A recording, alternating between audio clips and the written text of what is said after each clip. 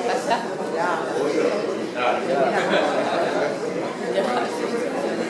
Pero ya te digo, no sé, estará, digo yo. Sí, hoy... No, pero tiene a la mitad los tertulianos aquí.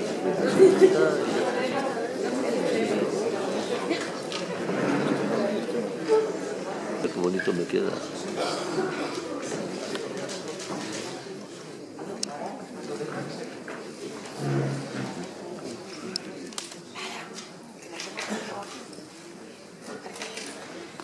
Bueno, buenos días.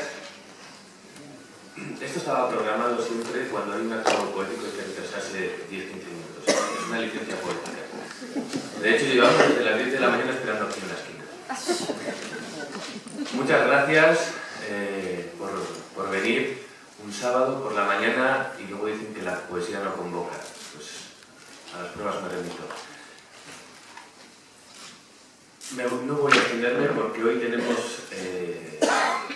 a 4 joyas de la literatura y creo que en ellos está la palabra.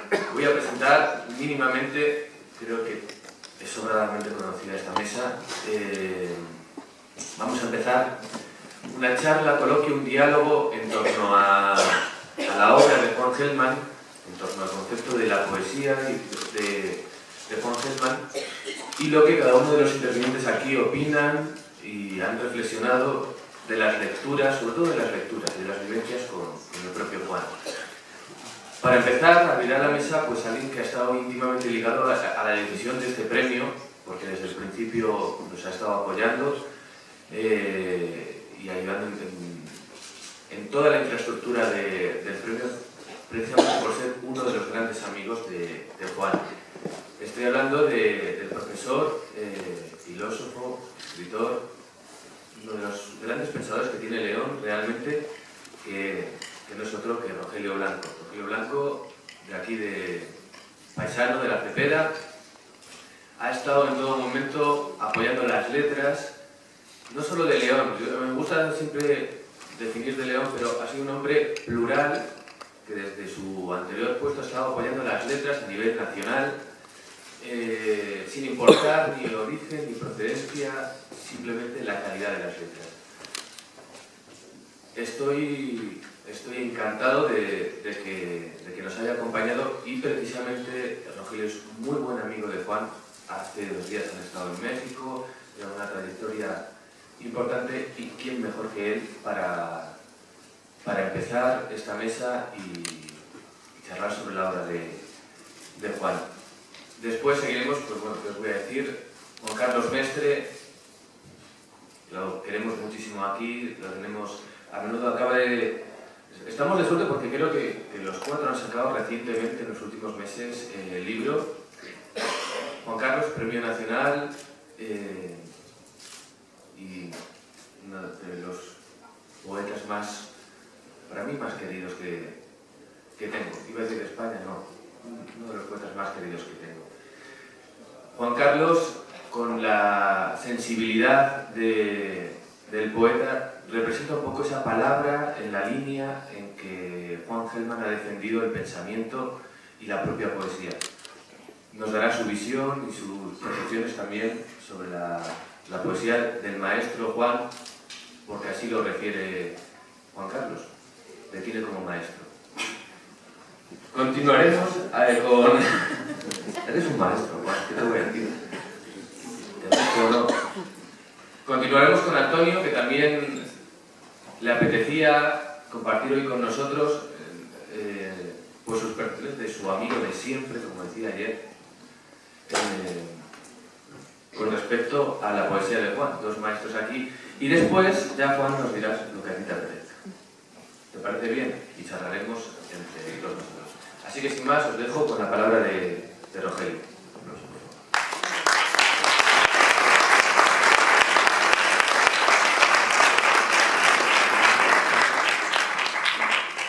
Buenos días, muchas gracias por su presencia.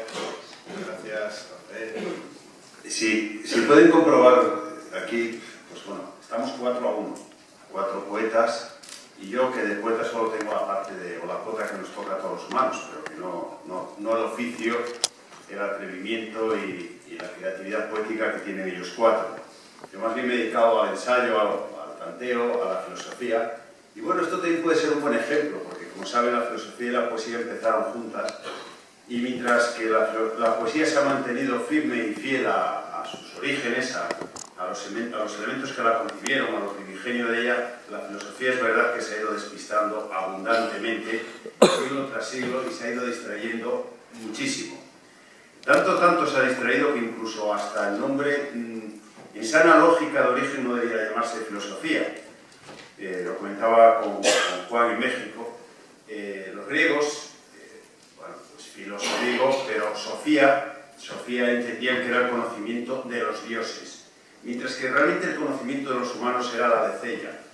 De esta manera, realmente el nombre no tenía que haber sucedido así, sería filoalecella, no sé cuál sería el derivado que hubiéramos encontrado de palabra. Lo que sí es cierto que el conocimiento propio de los hombres hubiera sido derivado de la palabra lecella. También es cierto que los hombres hemos sido siempre muy ambiciosos, hemos intentado emular los dioses, hemos intentado copiarlos sucesivamente, y esto también nos ha traído verdaderos engaños. Bien, sea como sea, lo que venía a decir que la filosofía sí se mantiene firme y fiel a sí misma y sigue, y la filosofía entre la hermenéutica y los historicismos pues ha perdido por unos andurriales, como diríamos aquí por León, a pesar suyo, y está donde está. El resultado es este, 4-1. Bien, yo quería decir unas palabras que de alguna manera escribí a Juan dándote la bienvenida, y que algunas las voy a leer y otras no.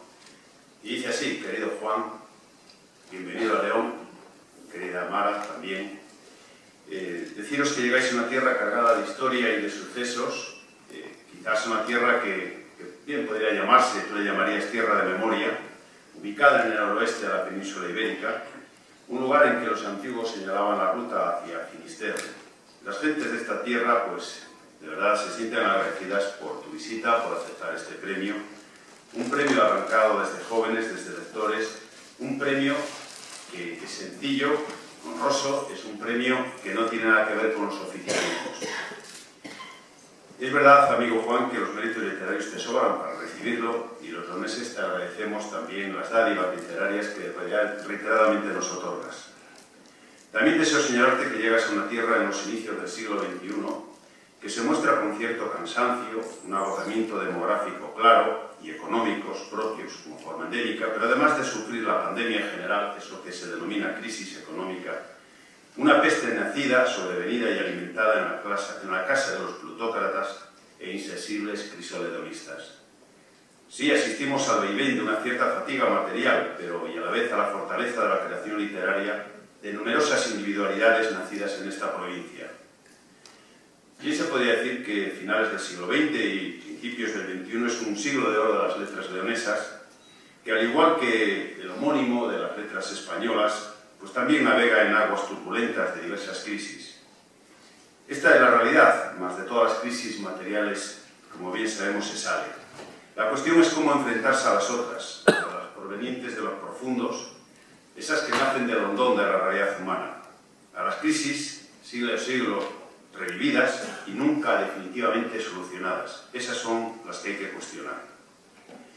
Los sacerdotes de los faraones, los voceros de los poderosos y otros serviles lacayos recomiendan la serenidad, cerrar agujeros del cinturón sobre el estómago, afeitar las ideas y confiarse a los dioses.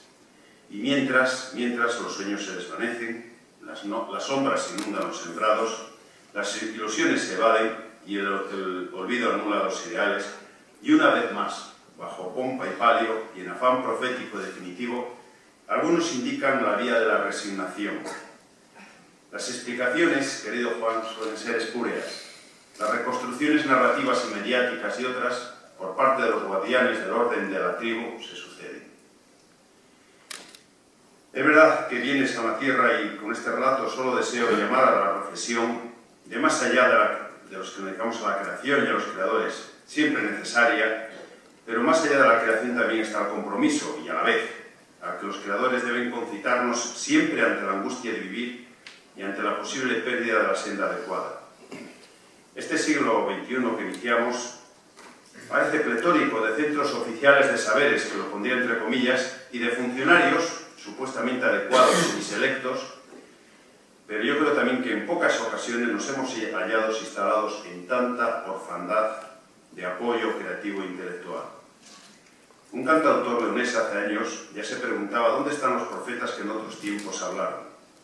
Yo me pregunto, ¿en qué lugar se extraviaron los intelectuales ahora que tanto los necesitamos? Quizás sea necesaria una nueva epifanía, quizá por ello sea necesario descender a las catacumbas nuevamente e izarse surgiendo con ideas renovadas. Cuando teníamos todas las respuestas nos cambiaron la pregunta. Rezaban un grafiti recogido por ti y escrito por Eduardo Galeano, y sigue la vida y está ahí y exige relato y poesía y reflexión, exige hilvanar los hechos, tejer las experiencias, preguntas y más preguntas, pero también respuestas claras. Los poderosos y aláteres han caminado en la soberbia y de sus botas han creído saciar a los débiles al pretender considerarse dioses. Ya dije antes que es una engañifa. La eterna aspiración del hombre, el ser capaz de construir la poesía y la filosofía para librarse de los oráculos de los dioses, pero también y equivocadamente ansiar ser como ellos, los únicos, los exclusivos, y de ahí que tantas veces los intente imitar, abandonando a sus congéneres e instalándose en la eterna soledad divina. Desconfiamos mientras avanzan las tinieblas y la necesidad. Se emiten interpretaciones intelectualistas insuficientes para separar las cosas de la vida y de la razón. Salen al ágora los soberbios e invocan los ídolos del teatro. Se confunde la sabiduría y el conocimiento, el humanismo con la pericia o experturía. Querido Juan, esta es una tierra con sabiduría acumulada y secularmente compartida en la que cada ciudadano procura los conocimientos propios. Sabemos de la herencia de tu experiencia y legado, reconocemos tus conocimientos y sabiduría. La que conduce más a la pregunta que a la respuesta. El signo de interrogación está ampliamente diseminado entre tus versos, la que conduce al señorío del compromiso a los territorios de la memoria. Ciertamente en tales lugares se precisa acudir preñado de razones compasivas, comprensivas y cordiales. En el corazón sitúan los viejotestamentarios a la inteligencia y a la memoria. Para saber, sabiduría, acordarse y recordar a los congéneres. Tú lo has realizado. Y para nosotros, al menos para quien escribe estas líneas, es de honor reconocer tu ejemplo tutelar. Has renunciado a reconcentrarte en ti mismo y a ensimismarte, algo fácil y justificable para poetas. Te desasiste de la comodidad del trialogismo, del aislamiento y del escepticismo. Marco Aurelio afirmó que ningún sabio, si lo era, puede tener vida propia. Según el filósofo emperador, debe anunciar y denunciar. Y yo pregunto, ¿no se ha vuelto la razón estéril para resolver tanta tragedia humana o indiferente en éxtasis autocontemplativo, o refugiarse en sistemas explicativos bien armados pero también inútiles? Es necesaria la reforma de las concepciones humanas. Es preciso renovar las promesas fundacionales o primigenias de la poesía y de la filosofía sin inventar mitos, sin acudir a los dioses y enfrentándose a la tiranía. Ese es el modo, el que tú nos has enseñado, maestro Juan. Bienvenido a esta tierra de la que se dice escuela la democracia. Y la democracia es el hábitat de los seres humanos, el lugar donde se comparten saberes y poderes. O no lo es. Nula estética sin ética, ergo apaga y vámonos. Escribió el profesor José María Valverde a José Luis López Aranguren cuando el franquismo expulsó al último de la universidad. Y Valverde la abandonó. Los sabios, si lo son en verdad, no soportan la fidelidad que exigen los mandatarios. Y si lo son, tampoco en estos momentos deben callarse o silenciar su lengua en la larga noche de la necesidad, la que siempre acampa y siempre padecen los mismos. Más luz y menos sangre, clamaba Cervantes en el coloquio de los perros. Más poesía y filosofía, o la inutilidad de las mismas será su destino. Conciencia crítica, compromiso y memoria son las palabras que sintetizan la huella que destila tu biografía. Herramientas para atender el presente, para orientarse al futuro, material ígneo para no caminar a ciegas. Tras ellos está la estela del exilio, el dolor y el amor. Su conjunción forman la patria verdadera del hombre, la patria de la humanidad más próxima a cada uno, pero como parte de la inseparable humanidad. Tu poesía ha acabado con fuerza de la experiencia, ha horadado hasta los ínferos y con ausencia de demagogias. Ha surcado la tierra para poder realizar la urgente sementera, para evitar la maleza diseminada por los opresores. Es una poesía envuelta entre interrogaciones y herida por barras, mas siempre acotada entre metáforas, es decir, por los guiños o los quiebros que los hombres deben realizar para burlar los atrevimientos de los dioses o los indiosados. Querido Juan, acompañándote en tus ausencias, llantos y cantos, recogemos el testigo de combate de modo que la indiferencia sea ahuyentada para seguir transitando por este campo humano, este campo leonés, tantas veces herido, pero también habilitado para la utopía, que tú dirías también para la esperanza. Muchas gracias. Pues nada, Mestre. Sí, tú ya estás. Buenos días, queridos amigos. Solo hay un acto, escribió Malraux, sobre el que no prevalecen ni la negligencia de las constelaciones ni el murmullo eterno de los ríos.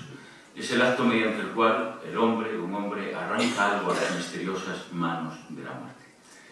Pocas veces tiene uno la posibilidad de enfrentarse a la radical verdad que supone estar próximo a la conciencia de algo de lo que no podemos tener conciencia de ninguna otra manera. La poesía de Juan Gelman y la poesía de Antonio Gamoneda. En la sociedad actual se disculpa con mayor frecuencia al criminal que al soñador, escribió Oscar Wilde en su época. Y eso hoy es una verdad radical. Y es así porque en los sueños, queridos amigos, comienzan las responsabilidades. Fundamentalmente en el sueño de la lengua, en el sueño transformador del lenguaje. Porque es hacia el propio peligro de hacerse reales a donde se dirigen las significaciones del porvenir. Queridos amigos, es literalmente un acontecimiento para la reconstrucción civil de la esperanza el reunir esta mañana en León a Juan Gelman y a Antonio Gamoneda. Sin duda, dos de las articulaciones críticas más lúcidas e imprescindibles del pensamiento poético contemporáneo. Y cuanto ello tiene de implicación, lo diré para no andarnos con rodeos ni eufemismos ya a esta hora de la mañana, en la resistencia estética, cívica y moral contra el fascismo, contra el persuasivo sistema de dominación que bajo el aspecto de una desintegradora sociedad de consumo ha sustituido la figura social del ciudadano, la figura civil del ciudadano, por la de un sojuzgado cliente. Y acaso haya que decirlo ahora en voz un poco más alta que otras veces, porque la presencia de hoy, las presencias que nos convocan, Juan Gelman y Antonio Gamoneda, no admitirían lo que sus poemas no han admitido nunca: complicidad con la sociología de los poderosos. La obra de estos dos poetas se ha constituido en acción perdurable de resistencia civil para los que hace mucho tiempo saben, como advertía Walter Benjamin, que el gran botín de los amos no son ya las plusvalías, sino la cultura, la herramienta liberalizadora que permite a un hombre, a una mujer, leer, escribir, decidir, pensar dialécticamente, es decir, y por tanto ser más libres. Juan Gelman lleva más de medio siglo de impugnación y rebeldía, ayudando a resistir desde las delicadas, sí, pero también intensas trincheras del lenguaje, la soberbia obstinación del poder para mentir. La producción industrial de sufrimiento que ha generado el capitalismo en su hostilidad hacia los derechos civiles de la felicidad. Ha hablado su poesía de estas cosas. Se ha implicado su poesía en la impaciencia del testigo que pregunta por la condición del inocente, del huérfano y la viuda, del extranjero y la víctima, las figuras emblemáticas de ese otro, del otro que sigue siendo el prójimo para quien no ha existido reposición de justicia ni lugar en la memoria de lo que debe ser, sin más demora de oportunidad ni trámite jurídico, rescatado del ominoso olvido. Hablo de lo que creo hablará la poesía de Juan Gelman a las generaciones del porvenir, a los que desde el tiempo pasado son actualización de sus lectores presentes. Las palabras civiles para después del tiempo, el imperativo categórico de la memoria, el derecho irrenunciable de las víctimas a soñar los sueños aún pendientes de ser soñados. Gelman escribió que un verso puede nacer del encuentro entre una piedra y un fulgor de otoño. Gamoneda escribió que la belleza es un lugar donde no van a parar los cobardes. Gelman y Gamoneda, su poesía, la necesidad crítica de sus palabras en esta época de penuria, se constituyen como una toma de conciencia asamblearia y colectiva, un espacio de significación donde las voces sin boca de los borrados por los indecentes actos de fuerza de los discursos de orden reclaman, exigen, recuerdan para lo que han sido hechas las palabras, para ayudar a construir la casa de la verdad y no para destruirla, para significar lo que debió de significar, lo que tampoco hoy significan, pero están ahí en medio de la calle, entre los imaginarios de la liberación, las palabras portadoras de las ideas de justicia, el derecho al ejercicio ético de la piedad y la necesidad moral de la misericordia civil. Es la lengua materna de lo humano, el silabeo del alfabeto humano como forma de un ancestral reconocimiento estético que reconoce en la belleza algún tipo de vínculo con el bien perdurable y las categorías de lo justo. Leyendo a nuestros poetas, a Juan, a Antonio, se hace realidad el pensamiento de la poesía como la teoría menos humillante de la historia. La poesía como presencia y restitución súbita de una lejanía vinculada a través de las civilizaciones que basan en el libro, la fundación de su mito y la aspiración de conducta de cuanto se opone al mal. Sabe eso el poder, y lo saben aquellos que han hecho del hurto de los significados conducta para el sometimiento social y expresión máxima de los sistemas de dominación. Es la identidad a través de la lengua lo que la poesía de Gelman restituye en las personas, en el exiliado, en el extranjero, en el expulsado de la casa del tiempo. No es posible olvidar sin traicionar a las víctimas, porque las víctimas, óiganlo bien los pregoneros de la discreción del olvido histórico, ninguna víctima ha dado permiso a nadie para ser olvidada. La poesía de Juan Gelman recuerda, desplaza las toneladas de silencio que sepultan al inocente y también a los lenguajes de su inocencia, para mostrarnos en los límites de la razón cómo lo injusto es radicalmente insostenible. Y lo hace sabiendo, como lo sabe también Antonio, que no basta con pretender cambiar el mundo, que no es suficiente convocar a la revolución contra la deuda ilegítima con que las oligarquías pretenden endeudar a la gente vulnerable que no se ha beneficiado de ella. La poesía, sus poéticas, saben, además de estas cosas, que antes hay que cambiar las palabras que nombran el mundo, las contradicciones del mundo, los lenguajes con los que los poderes del mundo extienden su sistema de dominación sobre los pueblos, la publicidad, la retórica de los sátrapas y el bandolerismo de los burócratas. Ha muerto un hombre y están juntando su sangre en cucharitas. Escribe con extrema y redentora delicadeza Juan Gelman, la misma con la que Gamoneda escribió: ¿sabes tú lo que es vivir ante una puerta cerrada? Yo amo la libertad y te amo a ti. Amigos, hay muchas tareas difíciles en la cotidiana aventura de los que sobreviven sosteniendo con sus manos la intemperie de las estrellas, los silenciosamente significantes que habitan el territorio de las ensoñaciones, que es todo poema. El lenguaje es ya la única propiedad que nos queda, lo que jamás podrán arrebatarnos. Y los poetas, estos poetas, Juan y Antonio, representan algo más que lo que para Walter Benjamin eran los avisadores del fuego, los que avisan de catástrofes inminentes para impedir que se cumplan.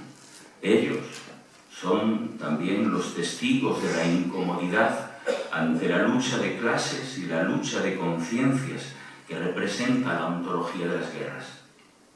La violencia ejercida sobre los vencidos, los ofendidos, los humillados, aquellos para quienes el único refugio de esperanza es la materia de amor y fraternidad con que Hellman y Gamoneda han construido palabra a palabra la literalmente imprescindible conciencia protectora de sus libros. La casa, la amplia casa de huéspedes de sus almas. Muchas gracias.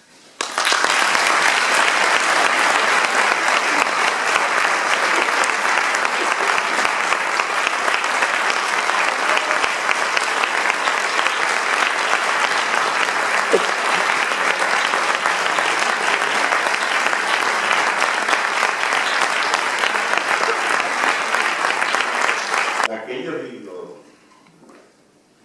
joven maestría de Juan Carlos Mestre ha puesto en el que pensamos debe ser su lugar algunas significaciones. Quizá la significación plenaria del trabajo del poeta en un tiempo, ciertamente, en un tiempo cuya atmósfera injusta, cuya articulación injusta debe romperse en algún momento. Cierto que la poesía no es directamente activa en un sentido que pudiéramos llamar, para entendernos rápidamente, revolucionario. Cierto, pero cierto es también que la poesía procura una intensificación de la conciencia, desde la cual se puede quizá partir hacia una comprensión transformadora. Ya sabe, no es la poesía directamente, es esa conciencia cívica de la que hablaba Juan Carlos, es esa conciencia cívica la que ha de actuar, y ciertamente también actuará en los poetas que somos ciudadanos de a pie, afortunadamente, como cualquiera de nosotros. Los tiempos son difíciles. Antes de referirme directamente a la obra de Juan Hellman, aunque creo que lo estoy haciendo ya, porque está implicada en este sobreentendido que ustedes quizá advierten en mi palabra, quiero recordar una palabra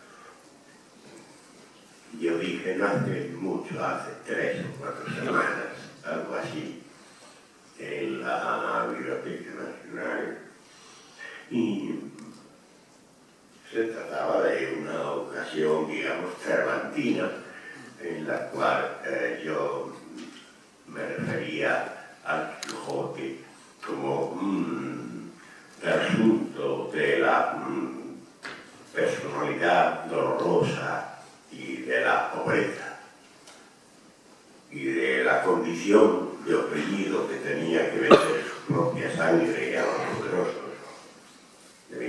Cervantes y echar la mano de un poeta francamente querido por mí, turco, naciente, del cual, la versión francesa que él mismo hizo de su poesía, yo he traducido hace ya años algunos poemas, y decía este poeta algo parecido a: cuando se entra en esta conciencia y se tiene un corazón de un peso respetable, no hay nada que hacer, Don Quijote, nada que hacer. Hay que luchar con los molinos de viento.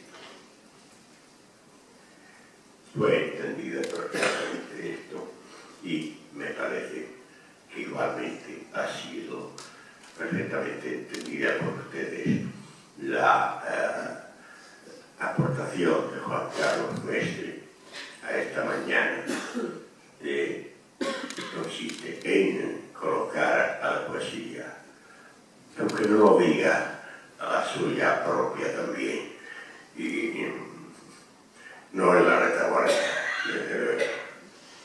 de colocar a la poesía en una función histórica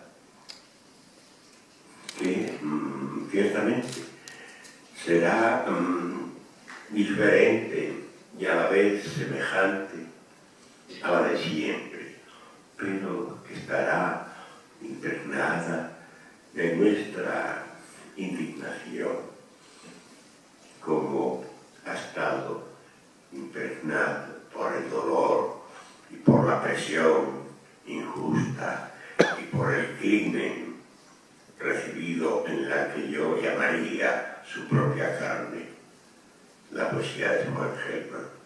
En estas circunstancias, la poesía no puede ser una articulación verbal de cualquier manera.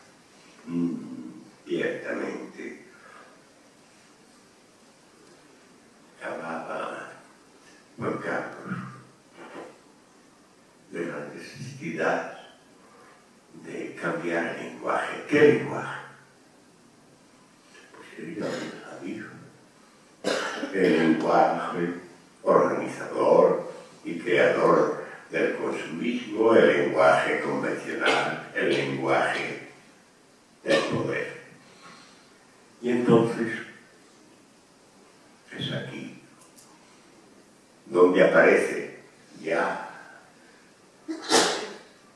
desde hace mucho tiempo el sentido mayor y profundo de la obra poética de Juan Gelman. Tengo aquí, y me voy a permitir leerlo, un poema de Juan Gelman, que para mí tiene todas las significaciones que convienen a su poesía, que, por decirlo así, en términos de fraternidad, quizá conviene también a la nuestra. Digo nuestra y estoy diciendo Juan Carlos y yo, pero también estoy diciendo a todos los poetas que tengan esta urgencia histórica. Leo.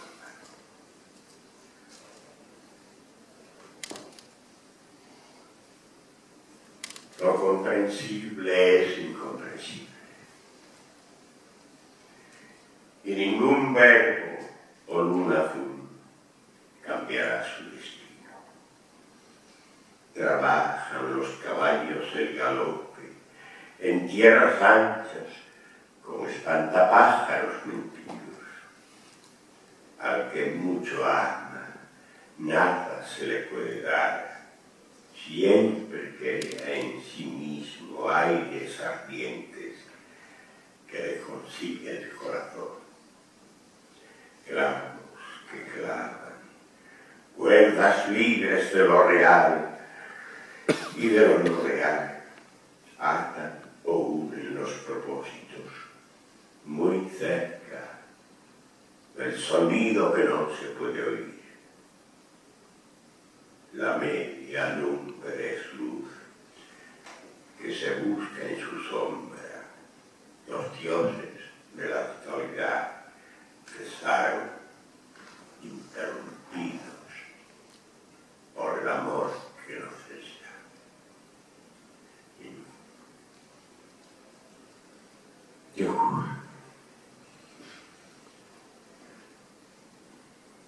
Nadie podría decir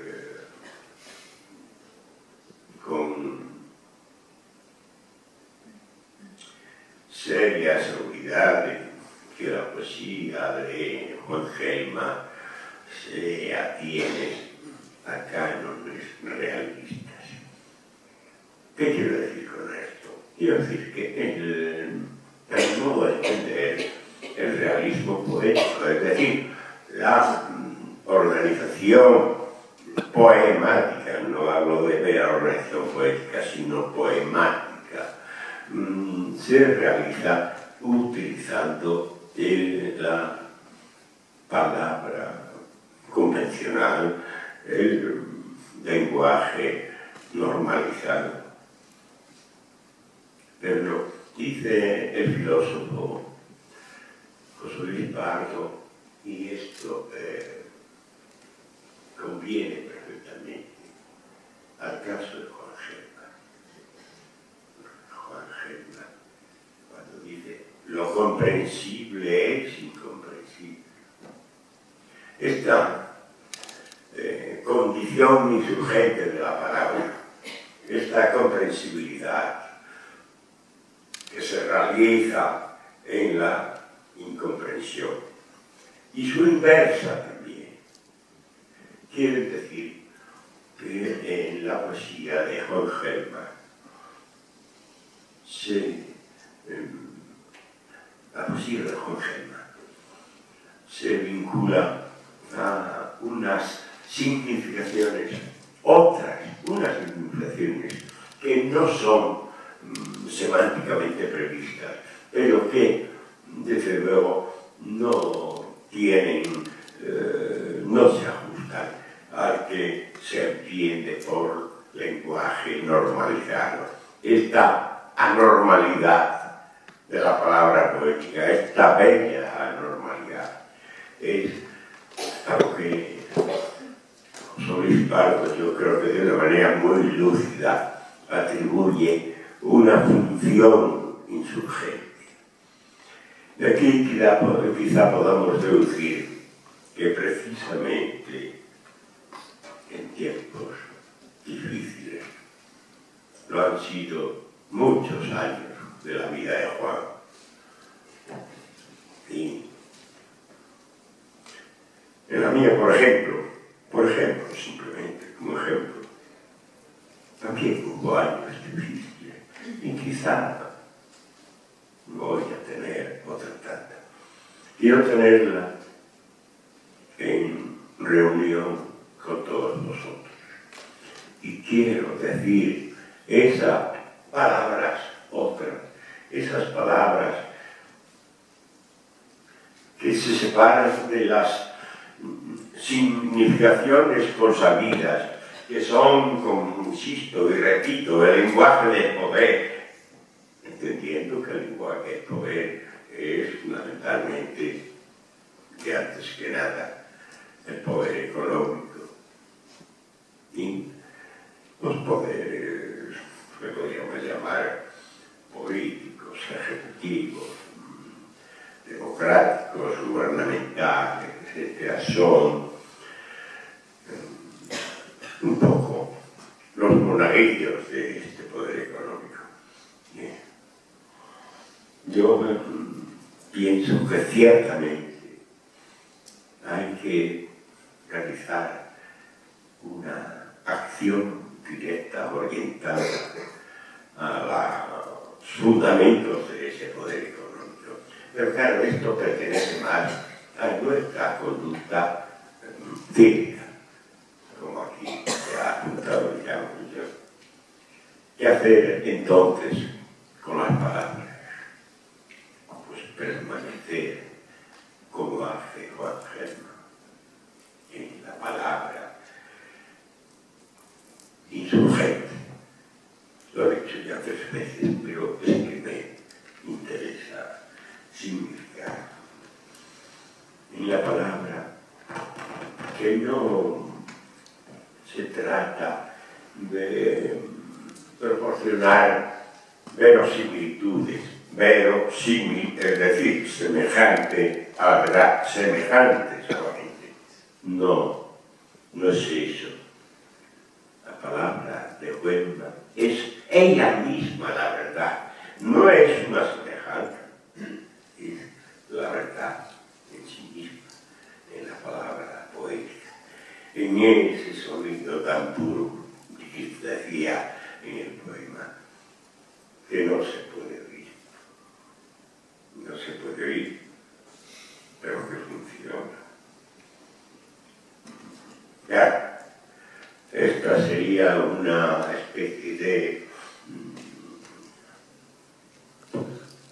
norma general para la conducta poética, pero es cierto que en Juan Gelman esa conducta tiene unas peculiaridades personales que la hacen particularmente querida, particularmente distinta y particularmente veraz, porque la realidad que lo es en sí misma, la verdad que es en sí misma, no puede mentir, puede ser inverosímil, es lo que dice, pero no puede mentir, no miente nunca.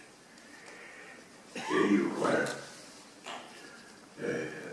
hay en tu obra además una particularidad que pudiera ser menor, pero yo creo que no es menor.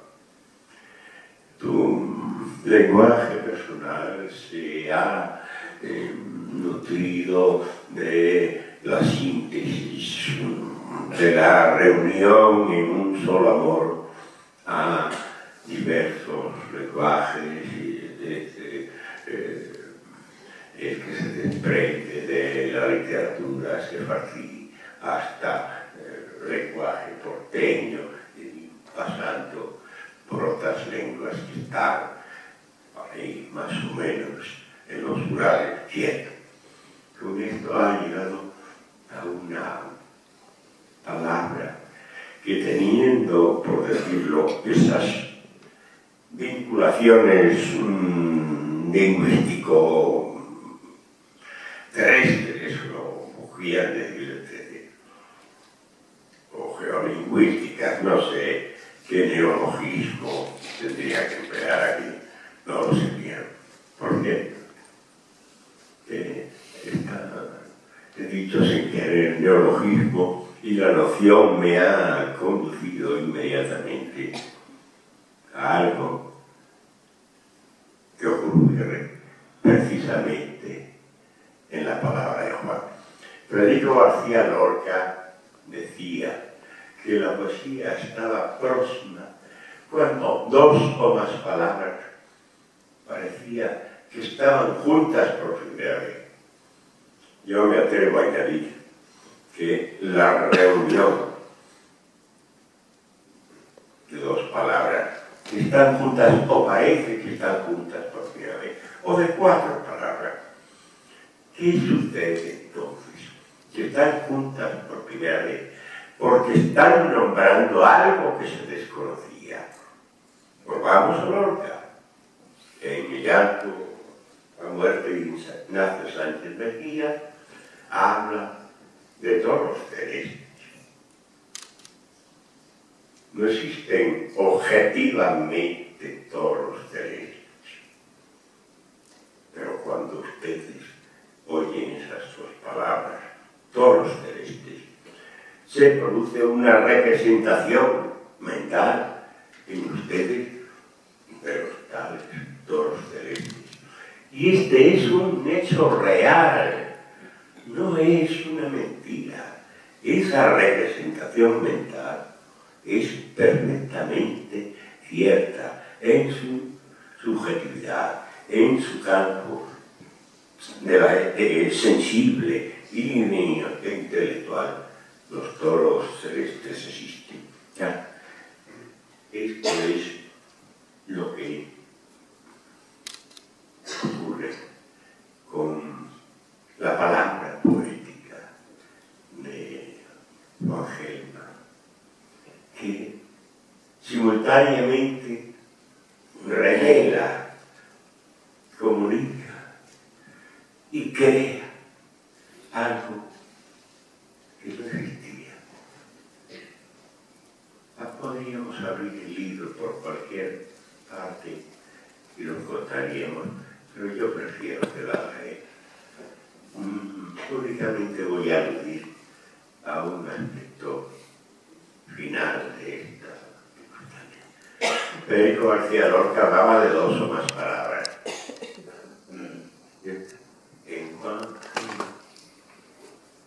Y ajenas al neologismo, por cierto, se dan unitariamente las palabras que lo son por primera vez y que una sola palabra crea esa representación intelectual de un hecho o de un objeto creado por Juan en esa dinámica ciertamente real que conduce su escritura, que es el peso de la palabra propia, insurgente, y el peso del amor. Antes de terminar, quiero dejarles dicho con 2 o 3 ejemplos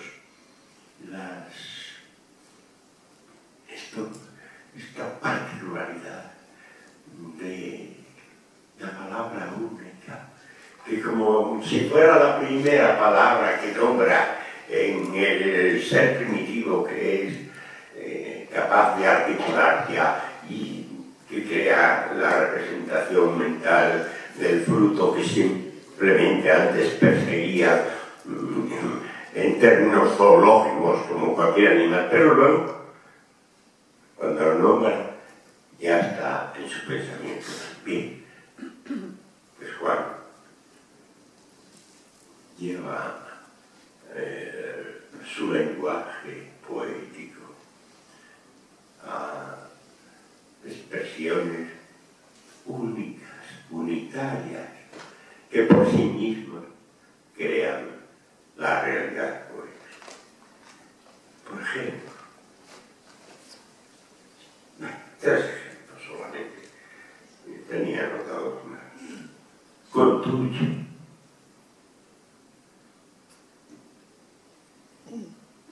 Amaré,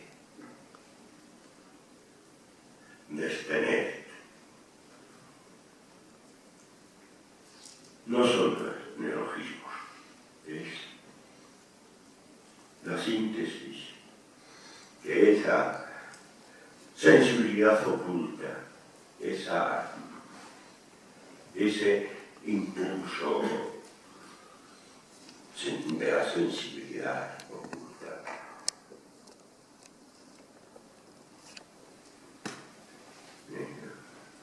ese impulso se proyecta en palabras que adquieren esta condición unitaria. Pero fíjense que nos dicen por primera vez, nos revelan, nos descubren la acción de amadrar,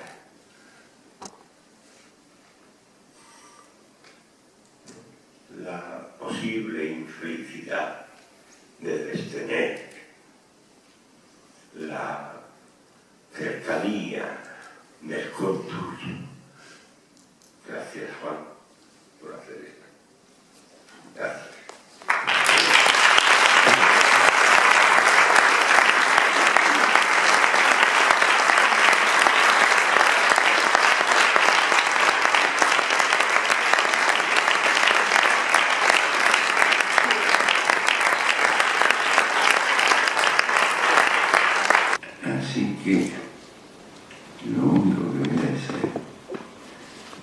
poema que se llama Confianzas. Se sienta a la mesa y escribe. Con este poema no tomarás el poder, dice. Con estos versos no harás la revolución, dice. Ni con miles de versos harás la revolución, dice. Y más, esos versos no han de servirle para que peones, maestros, hacheros vivan mejor, coman mejor, o él mismo coma, viva mejor, ni para enamorar a una le servirán. No ganará plata con ellos, no entrará en cine gratis con ellos, no le darán ropa por ellos, no conseguirá tabaco o vino por ellos, ni papagayos, ni bufandas, ni barcos, ni toro, ni paraguas conseguirá por ellos. Si por ellos fuera, la lluvia lo mojará. No alcanzará perdón o gracia por ellos. Con este poema no tomarás el poder, dice. Con estos versos no harás la revolución, dice. Ni con miles de versos harás la revolución, dice. Se sienta a la mesa y escribe.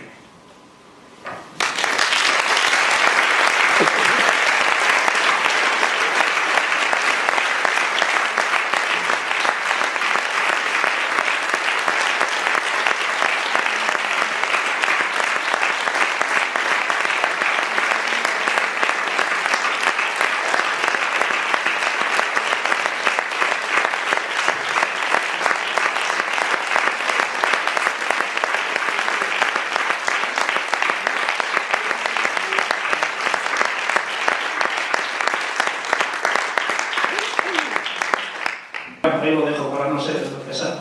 Gracias. Me voy a anticipar porque yo me anticipo añadiendo una pregunta suya. ¿Cómo imagina usted que ha de ser una poesía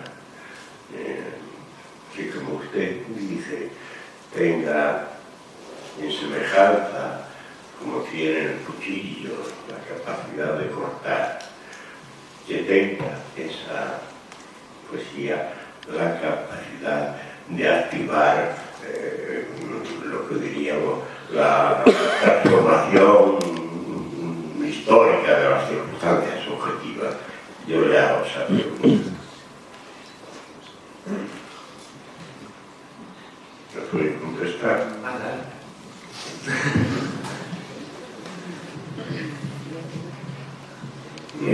No me refiero al hecho de cómo se escribe una poesía. Creo que yo aquí admiro el compromiso, el decir públicamente lo que las palabras de Juan Carlos antes me han emocionado también, pero ¿cómo llegan?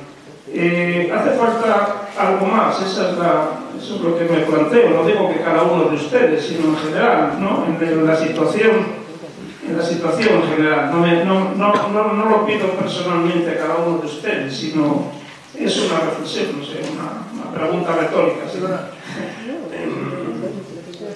Hay ciertamente, me parece a mí, una cierta voluntad de activación por parte de los poetas, incluso, sobre todo, de los que yo entiendo jóvenes que no hablo solo de los principiantes, hablo también de los jóvenes. Creo que hay una voluntad emisora, por decirlo así, en cercanía con las áreas populares, con las personas que de alguna manera deben impregnarse de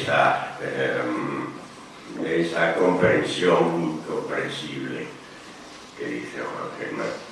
Bien, sí, pero quizá la activación procede que sea también en el otro orden, en el receptivo. A nosotros nos consuela mucho que en una mañana de sábado este salón esté casi lleno. Están ustedes actuando solidariamente con nosotros. Por lo demás,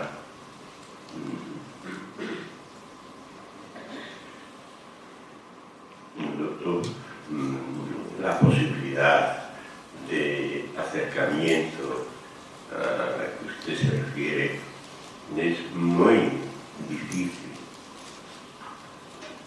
que nos neguemos. Cuando digo que nos neguemos, estoy hablando de aquellos poetas en cuya poesía está implicada la conciencia, no de los poetas que pudiéramos llamar ornamentales. Pues sí, quizá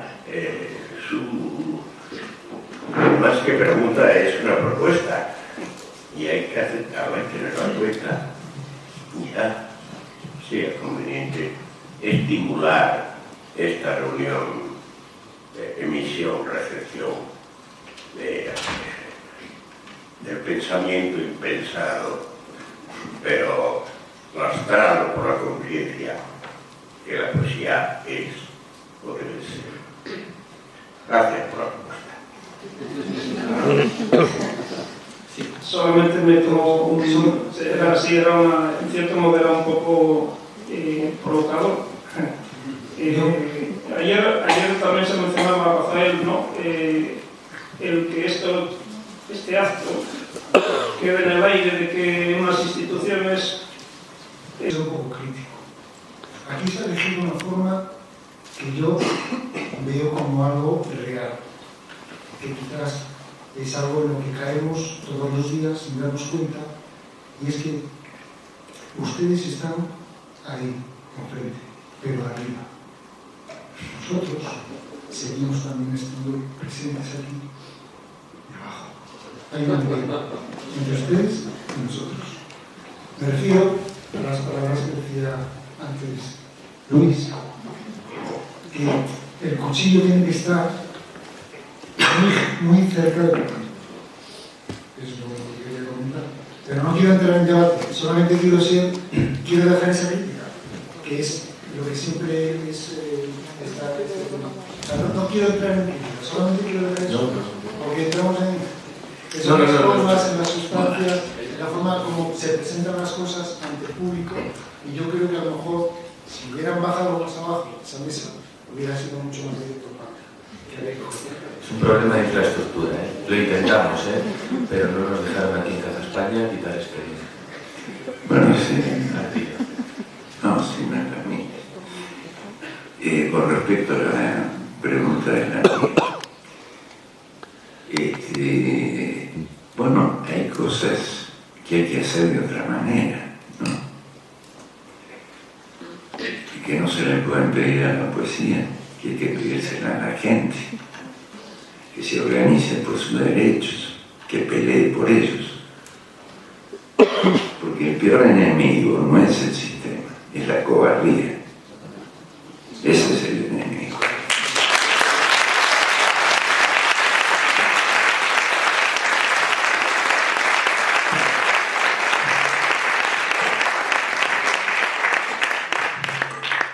Y en cuanto a la actividad de la poesía, me permito leer un poema. Sobre la poesía habría un par de cosas que decir. Que nadie la lee mucho, que esos nadie son pocos, que todo el mundo está con el asunto de la crisis mundial y con el asunto de comer cada día. Se trata de un asunto importante, Recuerdo cuando murió de hambre tío Juan. Decía que ni se acordaba de comer y que no había problema.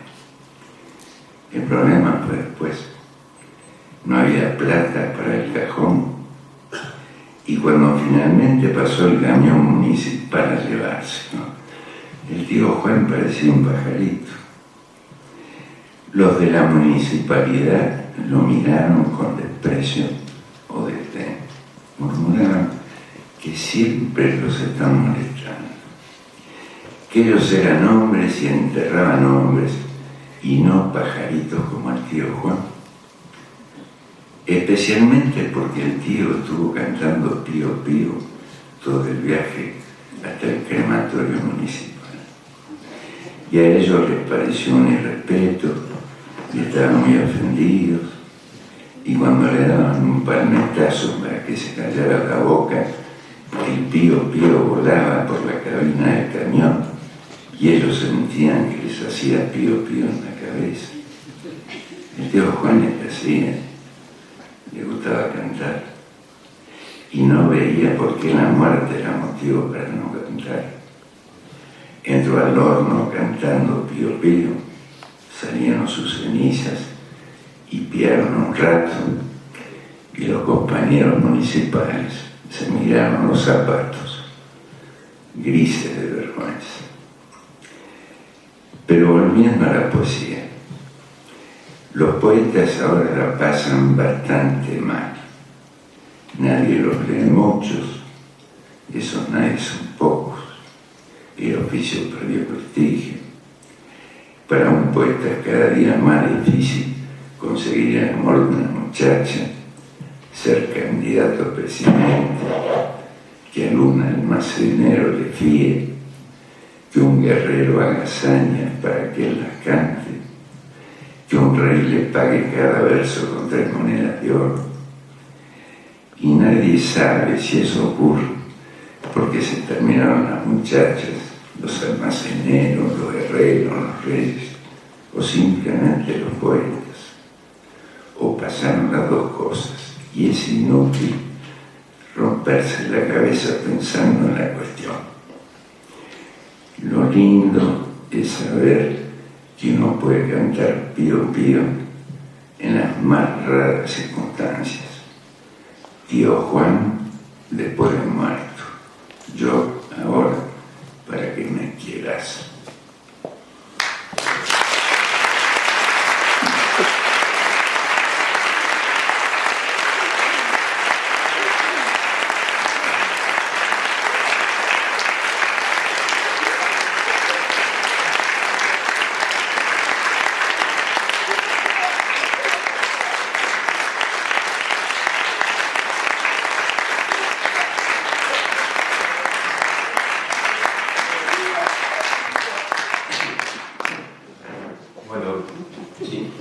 Básicamente por esto es por lo que consideramos que son maestros. Un maestro no es aquel que enseña, es del que se puede aprender.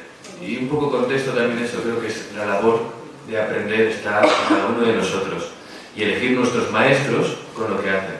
Por mucho que uno quiera enseñar, como no tenga que enseñar o como no te llegue, no hay manera. Creo que está en nosotros el aprender. Para mí, estas 4 personas son maestros por eso, porque soy capaz de aprender de ellos. Una última pregunta, ¿sí está por ahí? Estas 2 últimas preguntas y vamos terminando para dejar un poquito de... Bueno, yo todavía estoy influido por algo que vi hace 2 días, me parece, 2 noches. A una hora imposible, una intervención en televisión, TV2, de la moneda. No sé, hemos hablado de ello, pero para mí fue muy interesante, ha sido mucho más interesante esa intervención de ayer, pero bueno, un paseo por León y por parajes distintos de León, muy pocas ciudades de Estados Unidos, y donde quizás en un acceso, perdóneme lo que voy a decir, en un acceso de solidaridad con Obama, en su último renglón, dicen, y ojalá, quizás gane Romney.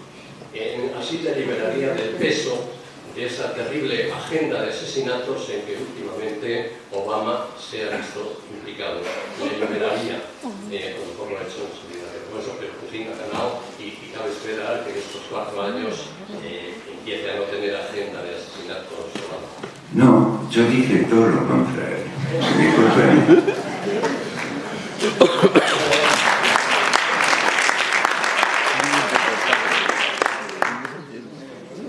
Lo que yo dije es que hace 2 años que Obama, en modo secreto y clandestino, está preparando la continuación de la guerra mediante ejecuciones extrajudiciales, drones, etcétera, etcétera. Y la última frase fue una ironía. Dije, si Mitt Romney gana las elecciones, le deberá un agradecimiento al perdedor porque le ahorró mucho trabajo en la continuación de la guerra, que es el plan que existe en Estados Unidos. Entonces, debo haberlo escrito mal, ruego que me disculpe, pero no era mi intención acariciar a Obama. Además, yo solo acaricio mujeres.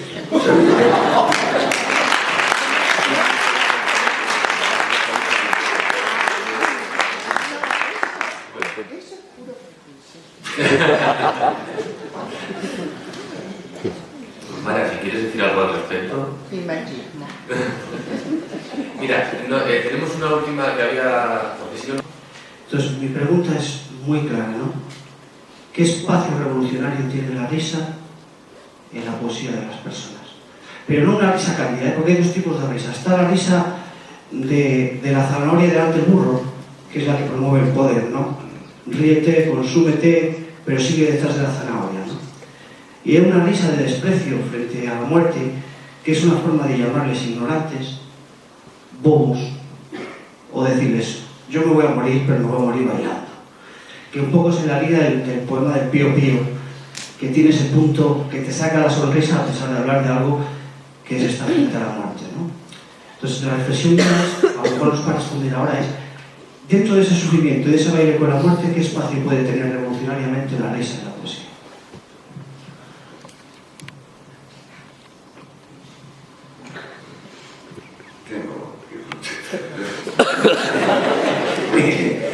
A mí me basta con que ustedes se rieran,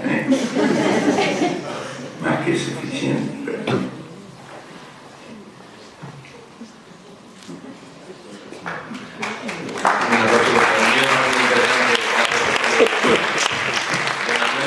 Y creo que tiene razón, que no es tanto para contestar ahora como para que reflexionemos al respecto. Juan, no sé si quieres algo más. Podemos concluir, a mí me parece un acto redondo. Quiero agradeceros a todos, agradecer desde luego a la Fundación Monteleón, pero no me canso de agradecer porque es verdad que nos dejan, y frente al poder de las instituciones que se hablaban y que son necesarias, hay actos, como son los actos del Club Leteo, en los que no van a entrar en ese poder institucional. Si no tenemos libertad, podemos dejar que nos acompañen, pero nunca que nos impongan. Es el caso, en este caso, del Club Leteo. La Fundación nos acompaña, nos apoya, nos deja libertad total para programar y así seguiremos. Quiero también deciros que las jornadas Leteo no acaban aquí. Seguimos con una de las actividades importantes del Club Leteo. Una es acercar la literatura universal en nombre de los premiados con el premio Leteo, y la otra es acercar la literatura propiamente dicha también, pues de la manera clásica.